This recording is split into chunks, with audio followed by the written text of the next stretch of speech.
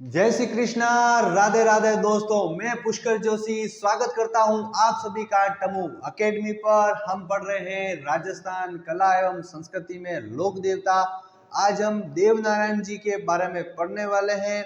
देवनारायण जी की सामान्य जानकारी के साथ में उनके नोट्स लिखेंगे। तो सुनिएगा। देवनारायण जी का जन्म 1243 में आसिंद भीलवाड़ा के मालाश्री डूंगरी पर होता है। इनके पिता का नाम सवई भोज था, जिन्हें भोजा पगड़ावत कहा जाता है। इनकी माता का नाम सेडू खटाणी था। इनकी संतानें बाला और बाली थी। इनके प्रमुख सहयोगी माकड़ जी।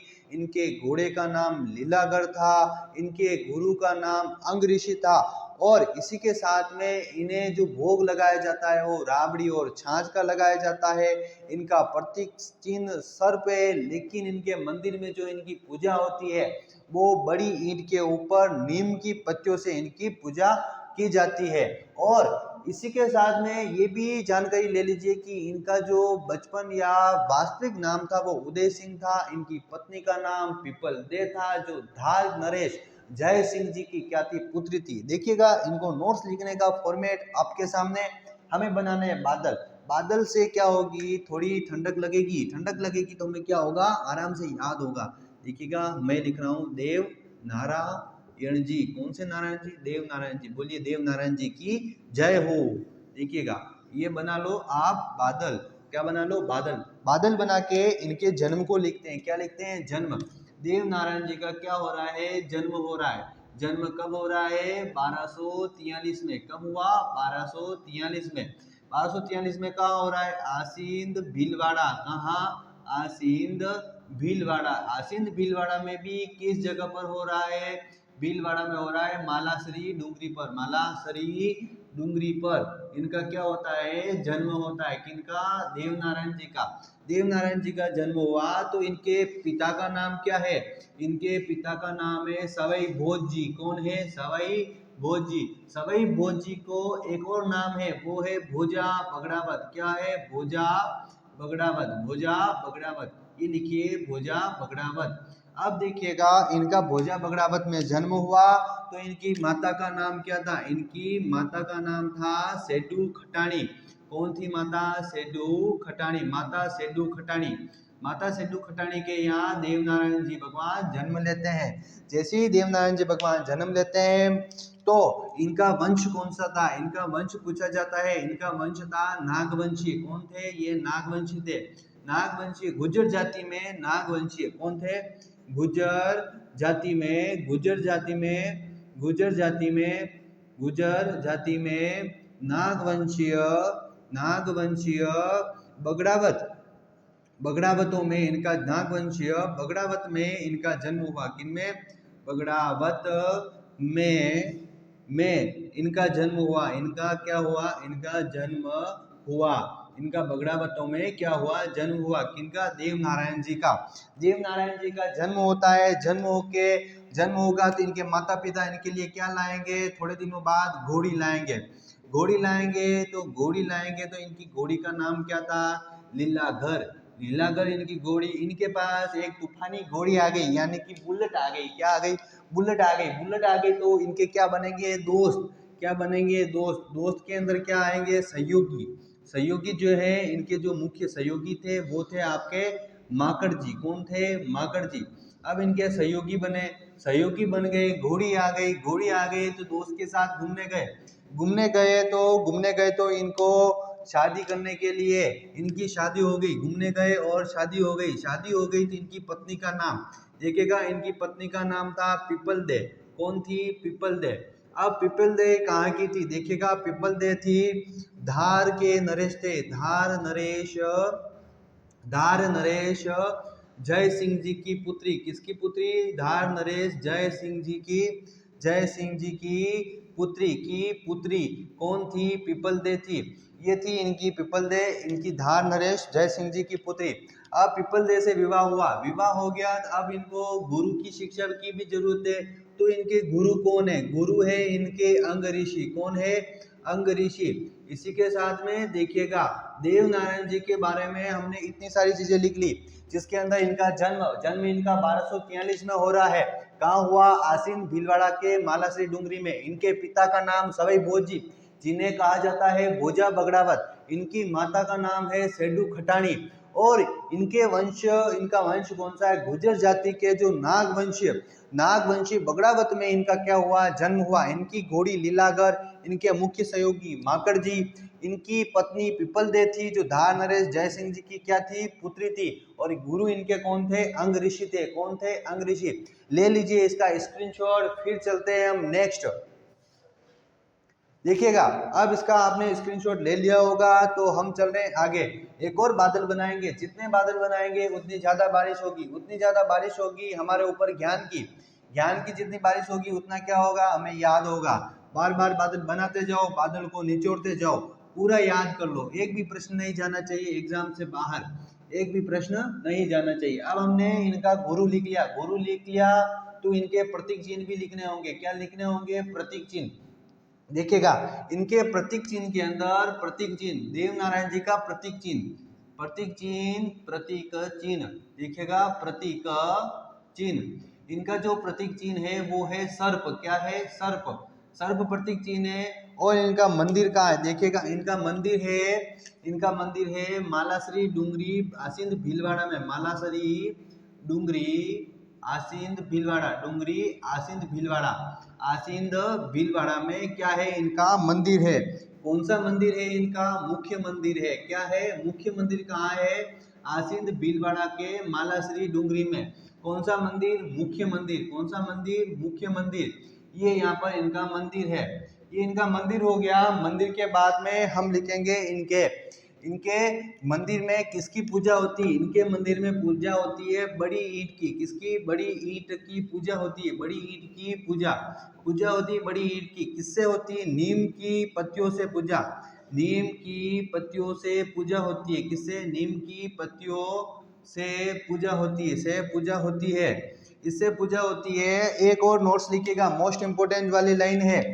इनको राज्य क्रांति का जनक कहा जाता है। राज्य क्रांति का जनक क्यों कहा जाता है? सुनिएगा, इन्होंने क्या किया है कि देव नारायण जी ने केकड़ी का नरेश था, बिनाय केकड़ी अजमेर का नरेश था। बिनाय केकड़ी अजमेर नरेश, अजमेर के शासक दुर्जन साल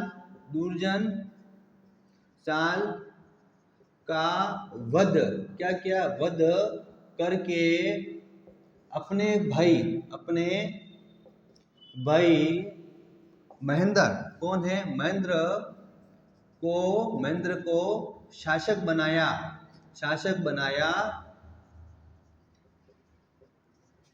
इस कारण बनाया। राज्य क्रांति का क्या कहते हैं? राज्य क्रांति का जनक कहते हैं। क्या कहते हैं? इस कारण इनको क्या कहते हैं? राज्य क्रांति का जनक। इसी के साथ में एक और पॉइंट लिखिएगा, जैसे कि ये वाला, इन्होंने गाय के गोबर और नीम की पत्तियों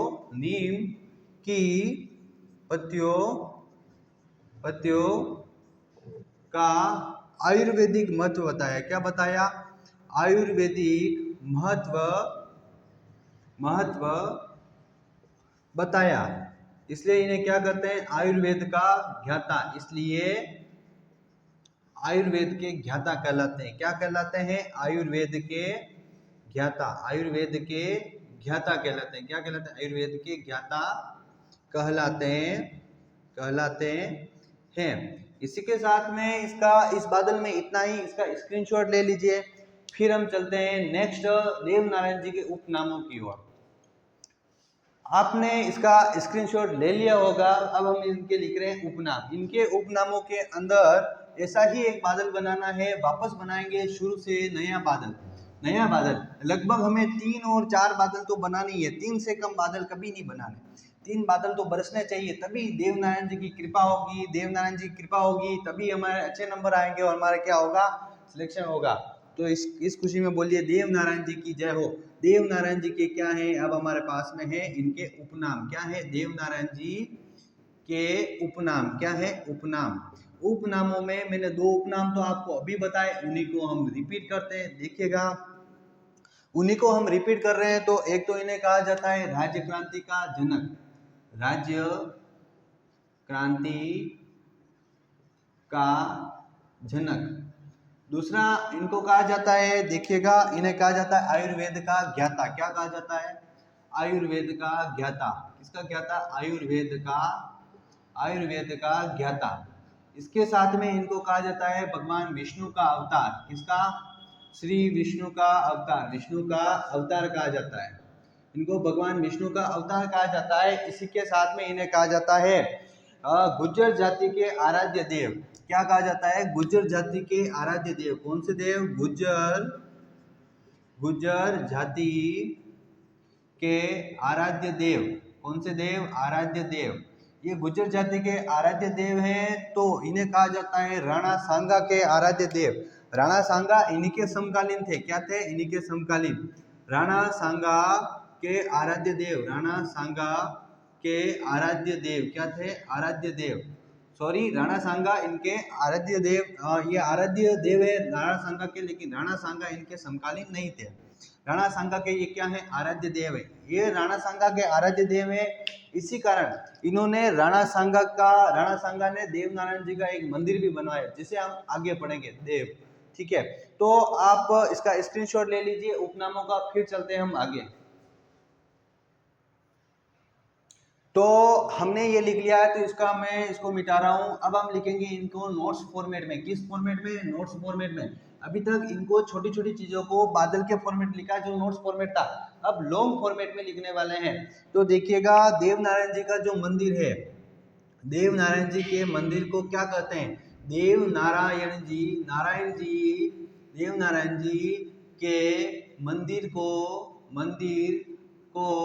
गोठा दड़ावत कहते हैं। क्या कहते हैं, गोठा दड़ावत कहा जाता है। क्या कहा जाता है, गोठा दड़ावत कहते हैं। देव नारायण जी के मंदिर को गोठा दड़ावत कहा जाता है। अब इस लाइन को आप इंपोर्टेंट कर लीजिए। गोठा दड़ावत किनके मंदिरों को कहा जाता है, तो रामदेव जी के, अपने जो देव नारायण जी हैं उनके मंदिरों को कहा जाता है। इसी के साथ में ये जो इनकी फड़, यानी कि देव नारायण जी की जो फड़ है उसके बारे में देखिएगा। देव नारायण जी की फड़ जो फड़ है, वो फड़ सबसे प्राचीन राजस्थान की सबसे प्राचीन, लंबी और सर्वाधिक प्रसंगों वाली फड़ है। और सर्वाधिक प्रसंगों वाली फड़ है। सर्वाधिक प्रसंगों यानी कि बहुत ज्यादा इसमें कहानियों का वर्णन है। प्रसंगों वाली फड़ है, सबसे जातिवाद वाली फड़ है। इसके अंदर बहुत ही अच्छी अच्छी कहानियां हैं, फड़ है, जो देव नारायण जी से जुड़ी हुई वास्तविक कहानियां हैं। देखिएगा, इस फड़ का वाचन गुर्जर जाति का भोपा तो करता है। गुर्जर जाति का भोपा कौन होता है, कुंवर भोपा होता है, यानी कि कुमारा भोपा करता है। कुमारा भोपा जंतर वाद्य यंत्र के साथ, किसके साथ, जंतर वाद्य यंत्र के साथ करता है। किसके साथ वाचन करता है। लेकिन इस फड़ का वाचन में एक किरदार और होता है, जो लालटेन लेके चलता है, वो होती है भोपी। कौन होती है, भोपी। वो भोपी इस फड़ वाचन में भोपी का किरदार पुरुष पात्र निभाता है। कौन सा पात्र निभाता है, पुरुष पात्र निभाता है। ये तो हो गई फड़ के बारे में जानकारी। अब आप इसका ले लीजिए स्क्रीनशॉट। फिर चलते हैं हम नेक्स्ट चलते हैं। फड़ का वाचन हो गया है। फड़ का वाचन होने के बाद अब हम बात करेंगे देव नारायण जी के फड़ के ऊपर डाक टिकट की। इसकी डाक टिकट की, फड़ के बाद में जो डाक टिकट है, देव नारायण जी के डाक टिकट जारी कब हुआ और कितने रुपए का हुआ, उसके बारे में जानकारी ले लेते हैं। तो देखिएगा, देव नारायण जी की फड़ पर टिकट, देव नारायण जी नारायण जी की फड़ पर डाक टिकट 1992 में, कब 1992 में 5 रुपए का जारी हुआ। कितने रुपए का? 5 रुपए का। ठीक है, अब 5 रुपए का जैसे डाक टिकट जारी होता है तो ये डाक टिकट है, ये डाक टिकट रामदेव अपने देवनारायण जी की, किसकी? देवनारायण जी की और राजस्थान की सबसे छोटी फड़ है। क्या है? सबसे छोटी फड़ है। क्या है? छोटी फड़ है। ये सबसे छोटी फड़ हो गई। यदि पूछा जाए सबसे लंबी जो फड़ है वो किसकी है? वो भी देवनारायण जी की है। सर्वाधिक प्रसंगों वाली वो भी देवनारायण जी, और सबसे छोटी पूछी जाए वो भी देवनारायण जी, क्योंकि देवनारायण जी की फड़ बहुत बड़ी है, उसको छोटा करके डाक टिकट जारी किया, वो हो गई उसकी छोटी फड़। क्या हो गई? छोटी फड़। इसी के साथ में देवनारायण जी के ऊपर भी डाक टिकट जारी होता है, तो स्वयं देवनारायण जी पर डाक टिकट, क्या? देवनारायण जी पर डाक टिकट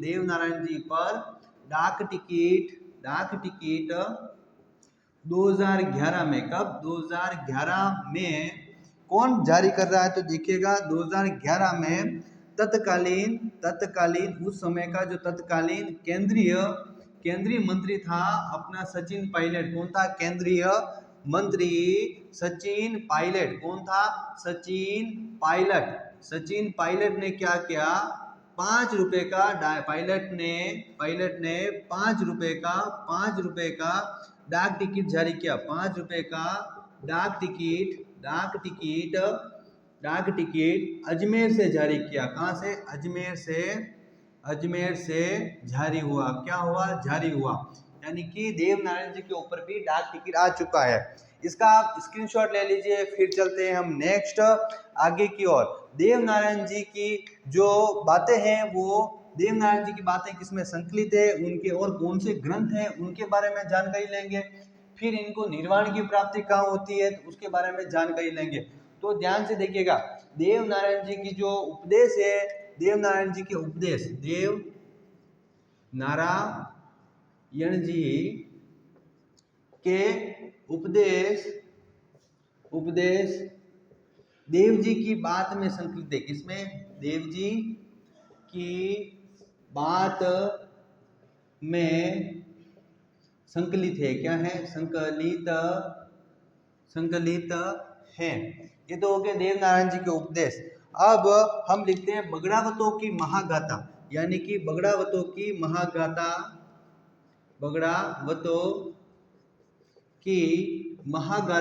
कौन सी गाथा? महागाथा, या महागाथा नहीं कहे तो महाभारत कह सकते हैं। क्या कह सकते हैं? महाभारत की रचना कौन कर रहा है? तो ध्यान से देखिएगा, इसकी रचना कर रहे हैं रानी लक्ष्मी कुमारी चुंडावत। कौन कर रही है? रचना कौन कर रही है? रचना कर रही है रानी लक्ष्मी कुमारी चुंडावत। ये लक्ष्मी कुमारी चुंडावत ने इनकी रचना की, लेकिन इन रानी लक्ष्मी कुमारी चुंडावत को और क्या कहते हैं? इनको प्रेम से बोलते हैं रानी जी। रानी जी ने क्या लिखा? बगड़ावतों की महागाथा लिखी, जिसे बगड़ावतों का महाभारत भी कहा जाता है। इसी के साथ में देखिएगा, जो देवनारायण जी की निर्वाण की प्राप्ति हुई, देवनारायण जी को निर्वाण की प्राप्ति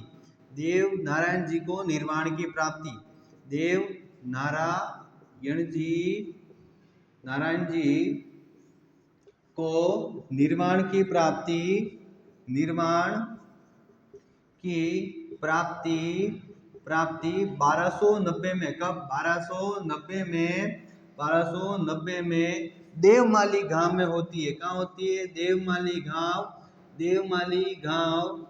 में। देवमाली गांव कहाँ है? ब्यावर में। कहाँ पर है? ब्यावर में निर्वाण की प्राप्ति होती है। अब देखिएगा, देवमाली गांव के बारे में एक चीज और लिखवाता हूँ, ध्यान से देखिएगा। जो ये आपका ये देवमाली गांव है, इसको मिला है बेस्ट टूरिज्म अवार्ड। कौन सा मिला है? बेस्ट टूरिज्म विलेज का अवार्ड मिला है। ये मिला है इसको 2024 में, 2024 का इसको क्या मिला, बेस्ट टूरिज्म विलेज का अवार्ड मिला है। इसका आप स्क्रीनशॉट ले लीजिए। फिर चलते हैं हम नेक्स्ट आगे की ओर। देखिएगा देव नारायण जी का मेला कब बढ़ता है, मेरे हिसाब से आपने इसका स्क्रीनशॉट ले लिया होगा। हम चलते हैं देव नारायण जी के मेले की ओर। देव नारायण जी का जो मेला है वो भाद्रपद शुक्ल सप्तमी को बढ़ता है। कब बढ़ता है, भाद्रपद शुक्ल सप्तमी को। और कहाँ बढ़ता है, आसीन भीलवाड़ा के मालाश्री डूंगरी पर। तो यहाँ पे देखिए मेला क्या है, मेला इनका मेला भर रहा है भाद्रपद भाद्रपद शुक्ल सप्तमी को। कब, सप्तमी को, सप्तमी को मेला भर रहा है। कहाँ भर रहा है वो देखिएगा, मेला भरता है आसींद भीलवाड़ा, आसींद भीलवाड़ा के अंदर, आसींद भीलवाड़ा, भीलवाड़ा में कहा मालाश्री डूंगरी पर। कहाँ पे, मालाश्री डूंगरी पर, जहाँ इनका क्या है मुख्य मंदिर है, वहां पर इनका क्या बढ़ता है, मेला बढ़ता है। इसी के साथ में देखिएगा इनके जो मेले में क्या होता है, जब इनका मेला बढ़ता है तो क्या होता है कि गुर्जर जाति के जो भोपे होते हैं, कौन होते हैं, गुर्जर जाति के जो भोपे होते हैं वो क्या करते हैं, दूध और दही नहीं बेचते। गुर्जर जाति के भोपे, गुर्जर जाति के लोग, जितने भी गुर्जर जाति के लोग होते हैं, लोग दूध व दही नहीं बेचते हैं। क्या नहीं करते, नहीं बेचते हैं। कब बेचते हैं, कब नहीं बेचते हैं, मेले के समय। कब, मेले के समय। कब, मेले के समय दूध और दही को क्या नहीं करते हैं, बेचते नहीं है। इसी के साथ में देव नारायण जी के जो अन्य मंदिर हैं वो मैं आपको लिखवा रहा हूँ, तो आप इसका स्क्रीनशॉट ले लीजिए। हम बना रहे चौथा बादल और बोलेंगे देव नारायण जी की जय, और बादल का सारा निचोड़ हम पी जाएंगे, जिससे हमें सारी चीजें याद हो जाए। बादल को निचोड़ के पी जाओ, थोड़ी ठंडक रहेगी तो सारी चीजें याद होगी। तो देखिए इसका स्क्रीनशॉट ले लीजिए। फिर चलते हैं हम नेक्स्ट चौथा बादल, देव नारायण जी के अन्य मंदिर। देखिएगा मैं यहाँ पे बना रहा हूँ आपके लिए बादल। देखिएगा बादल बनाया मैंने ऐसा, क्या बनाया, ऐसा बादल, कुछ ज्यादा बड़ा बन गया चलेगा। देव नारायण जी के मंदिर क्या है, देव नारायण जी के मंदिर। अब इन मंदिरों में सबसे पहला मंदिर हम लिखते हैं इनका। मंदिर के अंदर पहला मंदिर है इनका जो मुख्य मंदिर है, कौन सा, मुख्य मंदिर कहाँ पर है इनका, मुख्य मंदिर वो है आपका इनका आसींद भीलवाड़ा। कहाँ है, आसींद भीलवाड़ा, कहाँ पर, भीलवाड़ा में मालाश्री डूंगरी पर। कहाँ पे, मालाश्री डूंगरी पर। कहाँ पर, मालाश्री डूंगरी पर।